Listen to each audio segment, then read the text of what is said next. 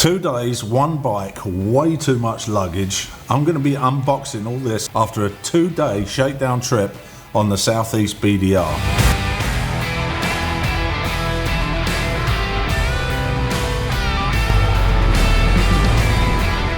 Me and a buddy just got ready for our first BDR trip. We decided to do 4-day-ish ride just to figure out our bikes, figure out our equipment, figure out packing, figure out what we'd take, what we wouldn't take. So we started the Southeast BDR. I was up in Tallahassee anyway. He met me up there and we'd been planning the trip for a long time, checking out on YouTube things we should get, things we shouldn't get. You can see this is everything that I took. I was using the hard side bags. I must start by saying I've got a BMW R1250 GSA. So I was using the hard bags. I know a lot of people prefer the soft bags, but this is what I had, so this was what I was going to use. So I figure out exactly how many BDRs I'm going to be doing. I'm going to go with what I've got. So this was everything I took. Let me give you a little rundown of everything that's in each bag. My tank bag here is the Lone Rider tank bag. I had my tank bag, left pannier, right pannier, and the top box. I'm going to take the top box out of the equation. I'm a photographer in my day job and I use this box entirely for camera gear. So really this doesn't apply to anybody but me, but this was going to be my camera bag. So let's take that out of the equation.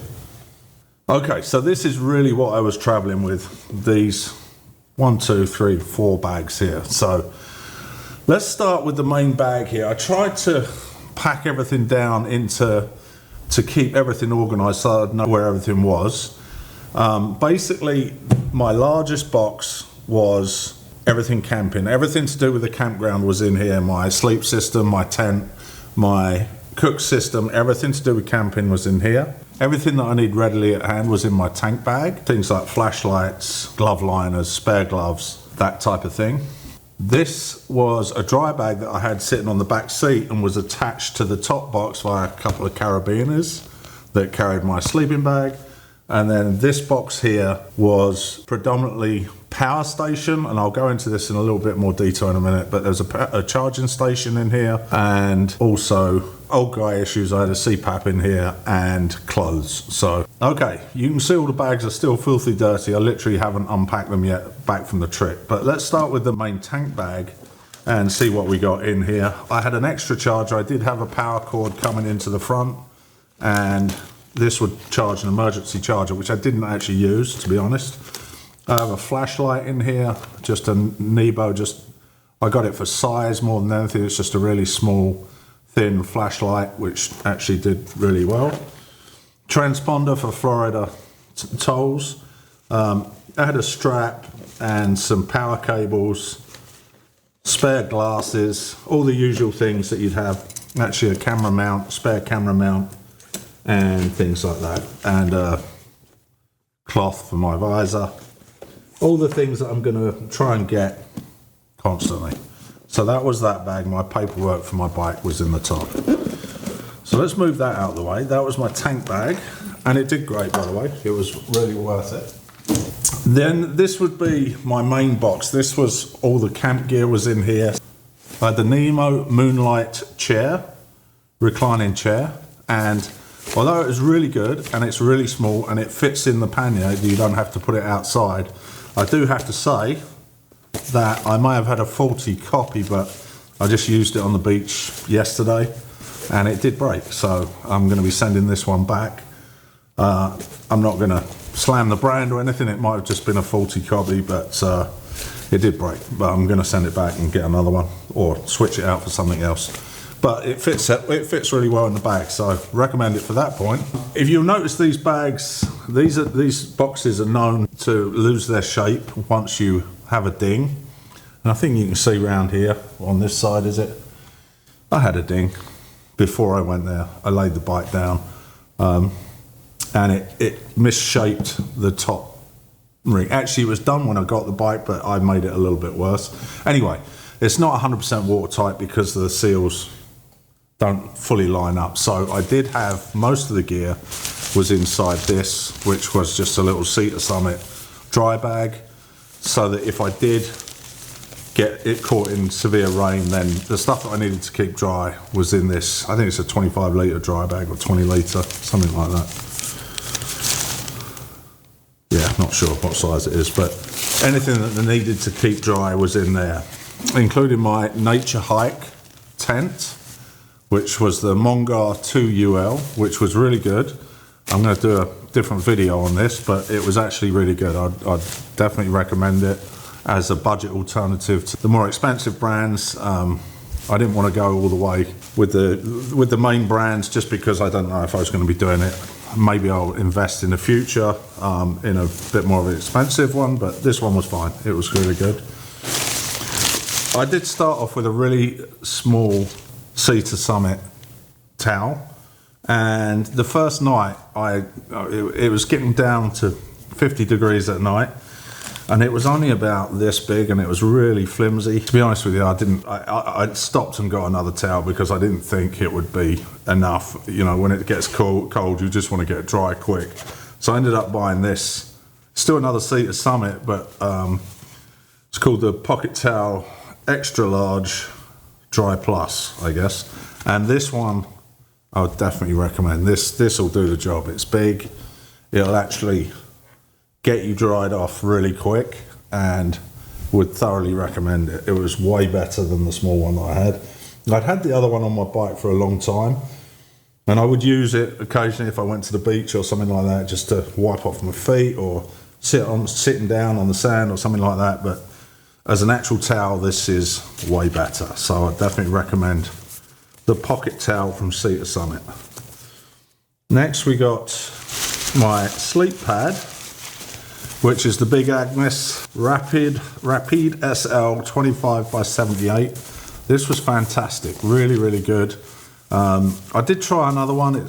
I'm not sure the exact model number. It's the next one up from this, and it was a tiny bit more comfortable, but it was A, a lot more expensive, and B, it didn't pack down nearly as small. So I went for this one, and I was totally happy with it. I figured out that you definitely have to deflate it to make it comfortable. If you think you'd have to make it really hard, and it's not comfortable at all. If it's really hard, you end up just your arm goes to sleep and stuff. So it's almost like you have to make it just enough so that your hand goes through to the ground when you lean on it, but when you lay on it, nothing touches the ground. It's weird, but believe me, it really does make a difference if you don't overinflate it. And this was a little portable tarp that I used.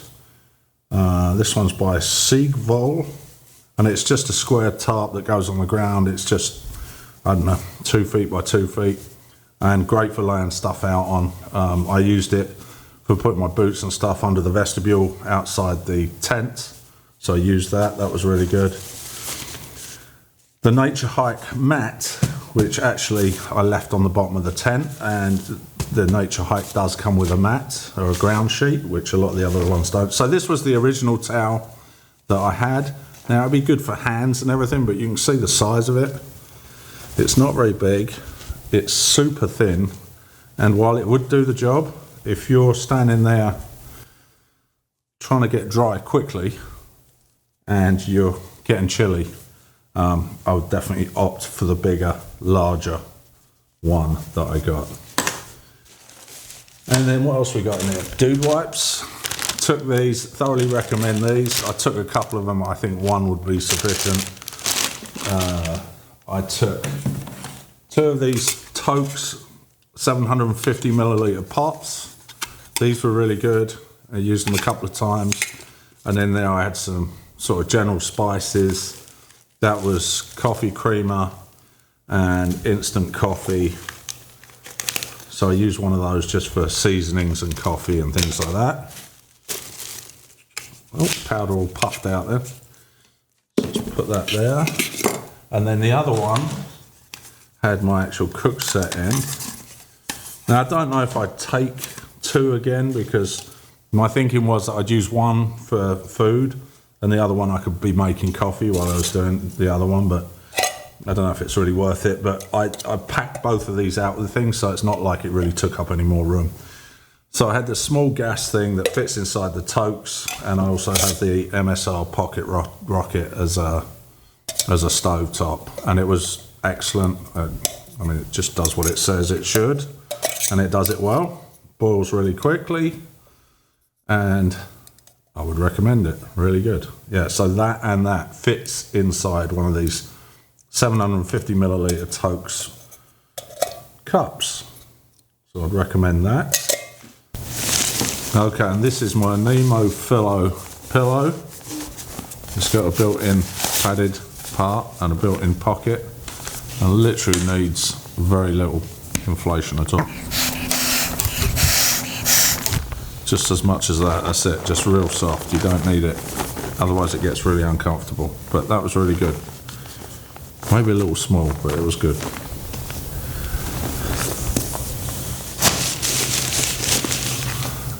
Neck gaiter from Lone Rider, good for bugs and dust.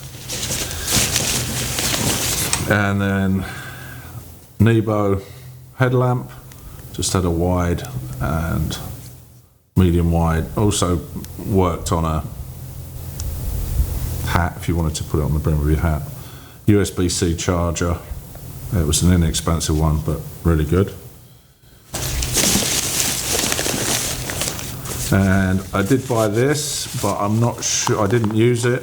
I tried to use a different bladder that was lent to me with a hose on it, and I attached it to the top of my bag on the back, but it kept sliding off, and it was a big pain in the butt. Every time I had it attached to me, it would pull off. So I ditched it, I didn't want to use it.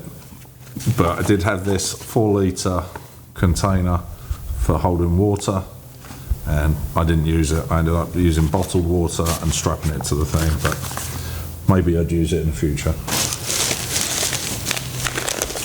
Earplugs for sleeping, didn't use them. And 2 sets of gloves. So one could be drying out if one got wet. So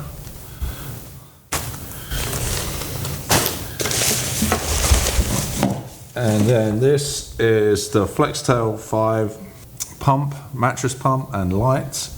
This was really, really good. Hung up in the middle of the tent. The tent has a hook on it where you can hang it right above, and it's got a built-in light with 3 different settings on it, and it was plenty light enough. The nice thing about this one is it comes with all the adapters for different mattresses. A lot of the other ones don't have the different adapters. You have to get them 3D printed or what have you. But the really nice thing about this is you turn it around the other way and it works as a vacuum. So it makes it's almost even better than the inflation part of it, because it makes it super easy to pack up your mattress after you've finished. It just goes super flat and you can just roll it really easily. So I definitely recommend that. And that's about it for the camping bag. I also bought a larger fuel for the stove. I don't think I'd do that again because it took up a lot of space. I think you'd be better off just buying one as you went. If you need another one, go and get another one, or get 2 small ones that will fit inside the Tokes, because that was taking up quite a bit of room for something I didn't use. I didn't pack everything in the tent just because I didn't want it rubbing. So I had the tent poles in the bottom. And the nice thing about that particular Nature Hike tent, it comes with the shorter poles, which will fit inside one of these panniers. I also had a bear spray and a fork. Tokes, like spork, I guess. And a knife and fork. I guess I couldn't decide which one I'd prefer, but I ended up using this. A makeshift trowel, although fortunately I never had to use it. Trowel for you know what, but I didn't use it.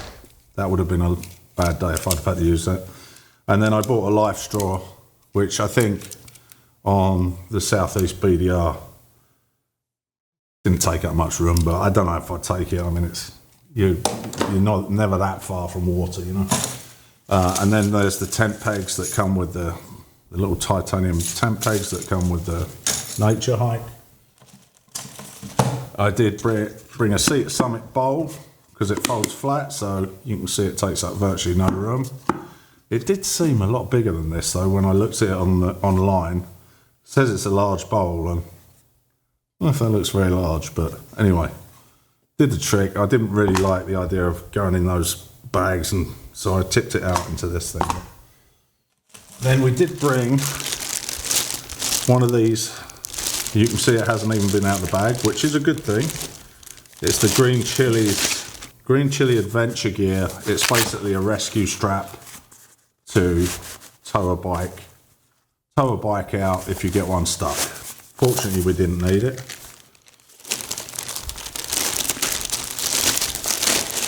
And then it was a rainy week, the week we were going. So we had some line and a lot of paracord, and we actually took a tarp, a regular household tarp, which I wouldn't recommend really because it's pretty heavy, but I put it under my duffel bag, so it didn't really take up any room. But we bought some paracord and some line, and again, as you see, we didn't use it, but we could have done. And then last but not least, in the bottom of this main box, I had my toolkit, which was basically consisted of, as a photographer, I use this stuff constantly, all the time. It's the Velcro, and you can't go cheap on it. You've got to actually get the good stuff and buy it by the foot.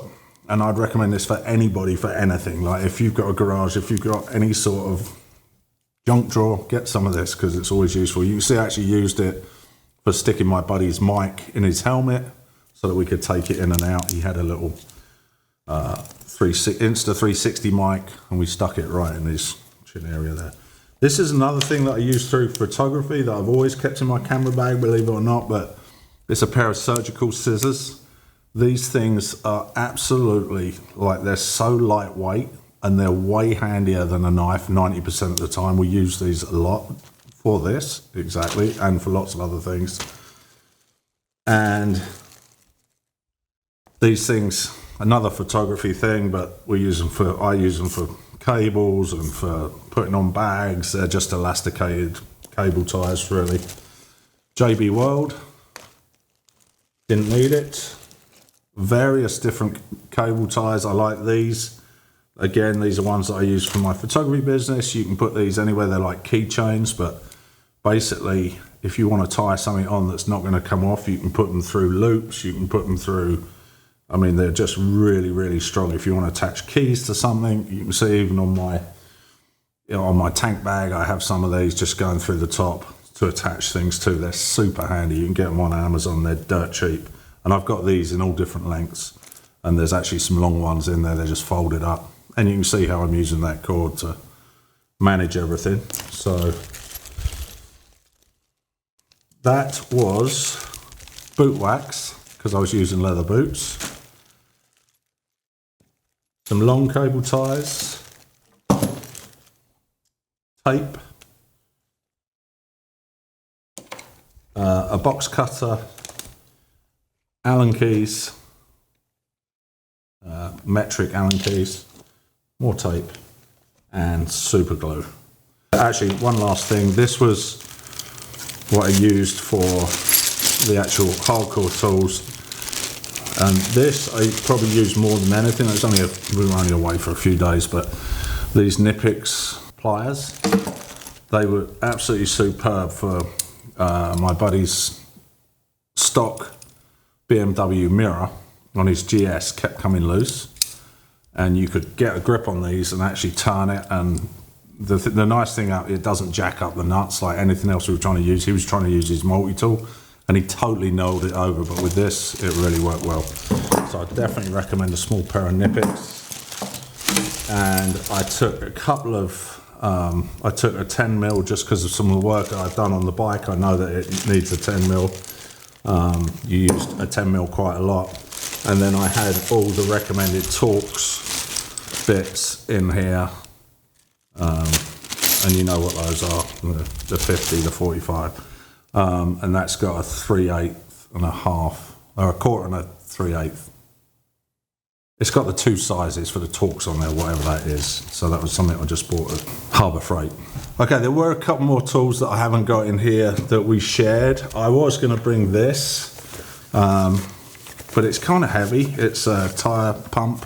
It's Fantix, I guess, Fantic. And it's a really good one, and it does have And it does have a light, so it would perform double duty, I guess, which is a good thing. My buddy had a pump anyway, so I didn't bring this because this is it's kind of heavy. And the one thing I have figured out is that you really have to be cognizant of the two things. It's not just the weight, it's also there's bulk, and this is kind of bulky and it's kind of weighty, so I left that at home. Tire wise, we had one set of tire plugs, valve stems and things like that, but we chose not to take tire levers, rightly or wrongly. We figured that if we had to, we could take a wheel off, ride into town and ride back again if we wanted to. Not sure that's the right thing to do, but just didn't want to pack all that extra weight. So that's the main box for you. That's everything that I've got in there. Let's move on to the others. Okay, next up is this beauty up here. This was a cheapo bag. I really wanted to avoid having a bag on the back seat because I just hate having to do the old leg can flip and try and get through on the bike. So I don't like it where I can't swing my leg over, but I saved a little bit of money on the sleeping bag, and the downside to that is it doesn't pack very small. So I bought a Big Agnes sleeping bag, and it's in here. I'll open it up in a second. And what I did, this was the top box. I had a couple of carabiners on here, and all I'd have to do is literally, when I got on the bike in the morning, you can see there's a couple of D-rings on this bag, and I would literally just attach them to these D-rings. So it's super quick. Literally in 10 seconds it's on, you know, with both. And it would just sit between, my butt would be here, the bag. And then this was a nice touch. It came with this bag. And the nice thing about this is you could put anything, your towels, anything that you made wet, it's like this mesh bag.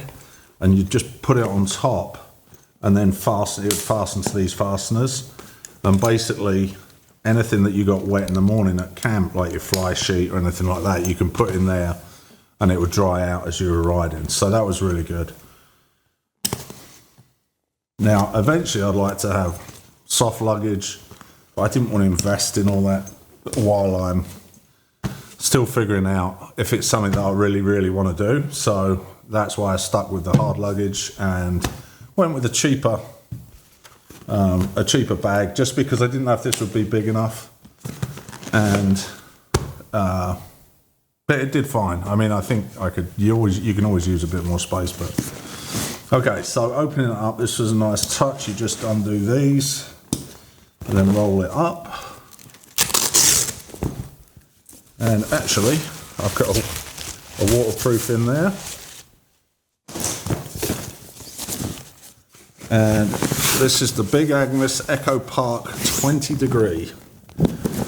So you can see it's pretty damn big. Now I actually thought I'd bought the one that was a 40 degree or something, not quite as cold weather, but it came and it was the 20 degree, so I just decided to roll with it, and I'm glad I did, because we had some 50 degree nights, not super cold, but I didn't feel at all cold in this. And I'd recommend it for an inexpensive, not inexpensive, there's nothing inexpensive about good camping gear, but it's no $50 or $100 sleeping bag. It's probably a couple of $100 compared to like some of the higher end ones, which are $400 and above, you know, $700 some of them. So it's kind of a middle ground, and I think it would do me just fine for the foreseeable future. So I'm happy with that. I will keep that. Nice thing is it attaches to the sleeping pad, so it doesn't keep coming off. And it's got like a little hooded bit on top where you can put your pillow. And actually there's the tarp that we fortunately didn't use. Now I wouldn't take this, it's too heavy. I mean, if I was doing it again, this was a last minute purchase because it was going to be raining, and we wanted to have some shelter if we got to a campground. But if I was to do it again, I would get a camping version of it that's super light. And the Big Agnes did come with this mesh bag that I think you're supposed to hang it in to let it expand out once you're done on your trip. But I took this mesh bag anyway, just so that I could use it for a drying bag. Didn't end up using it because our trip got cut short, which I'll talk about in a minute. And then I did have lots of trash bags. The plan was that I'd be able to keep stuff dry, and also for trash. And I've actually got some compactor ones which are a lot thicker, that if it was really raining bad, I was going to fill the entire contents of the boxes in those and then tie them off. But it didn't end up raining. It rained before we got there, and it rained after, so we lucked out. So this was the Amazon special, the OSAR dry pack, and I can't remember what it was. It was probably like 45 bucks or something. You can see it's sort of still got all the red clay on it, and it has got an air valve on it so you can compress it down. The only downside of that is it's not a one-way valve, so when you press it down and you let go, it just comes back open. And it does come with straps that will go down and attach specifically to a motorcycle. I didn't use it that way because I was using these carabiners, but I figured this was a cleaner setup just to put it on there. The carabiners were more, or the attachments that come with like 4 different attachments. I thought this was just simpler. So last but not least, this was my right side box. You can see this rock strap that I had here. We had a first aid kit, bright red, strapped to the top, and this was my buddy's, so I carried it, but it was for both of us. We stayed together the entire time, so we decided to go with that. This box was kind of wasted in some ways. Like, I'm sure there's other people out there, but it's not just me. But I've got sleep apnea, so I needed a CPAP. Very boring. Some bags in there. So I use this primarily for clothing. Paper towels in here, washing detergent. Looks like something sketchy, but it's washing detergent. And I had all my electronics in a dry bag, so cables, chargers, anything I could use for charging camera gear was all in here. So every different USB A to B to C to. I also took a T7 SSD card and a dongle that if I had to make room for data transfer while I was away, I could have done it through my phone and put it on this Samsung hard drive. Didn't need to because again our trip got cut short, but in case my headphones went, I bought the old stock speakers for my helmet, and I also had a 60-watt charger if I was in a restaurant or something and I needed to top off, then I was going to use that. It wasn't necessary because I have quite a powerful charging system. I needed a lot. This is my mini CPAP, and that was all that was. That's the CPAP and the hose. And then I have a DIY power system. I cut a hole through here, put a grommet around it so that it doesn't rub, and I had 100 watts of power going into this box. So I had power going into my phone, which I was using for the app for navigation. I had the carp you ride, and then I had power going into the tank bag, which I would use for topping up the charge of a action cam or the 360 cam. I would just throw it in my tank bag for a bit. But if I wanted heavy duty charging, that was what was in the back, and that was in the form of a red lithium high output battery. I'm going to do a whole video about this system because it was pretty impressive, and it's the size and the weight and what you can do with it was pretty impressive. A couple of components for that, but that was basically the other box in its entirety. That was everything that I took. In summary, is there anything that I'd change? Yeah, there's a couple of things. You've really got to be cognizant of not just, people think about weight, but it's bulk too. So whenever you buy a chair or anything, obviously, let's just take a sleeping bag. You're paying for the compactness, you're paying for the weight, and you're paying for the quality. And if you want to get something less expensive, you're not going to get all 3 of those. You might get 2 of them, but you're not going to get all 3. Definitely, if you're packing out your own stuff, see what you absolutely need. Like I splurged on a pad because I wanted to be able to sleep at night. I saved a little bit on my sleeping bag because I didn't think that was a critical component. I just wanted to be warm and be able to sleep. I saved money on my dry bag. So, you know, it's just, where do you want to save money? Where do you want to spend it? That's the end of it. Anyway, I hope you found this helpful. Hope this helps you on your first BDR. BDR did get cut short, and there'll be a video about that soon. We were supposed to be going for 4 days just to do a test run, but unfortunately my shock blew, so we ended up doing 2 days, well 3 days of riding, and then we had to cut it short. Still gave us a good idea of everything, what worked, what didn't, and hopefully you guys will find this helpful and it will help on your next trip. Thanks very much from Naxi Treks, and we'll see you on the next one.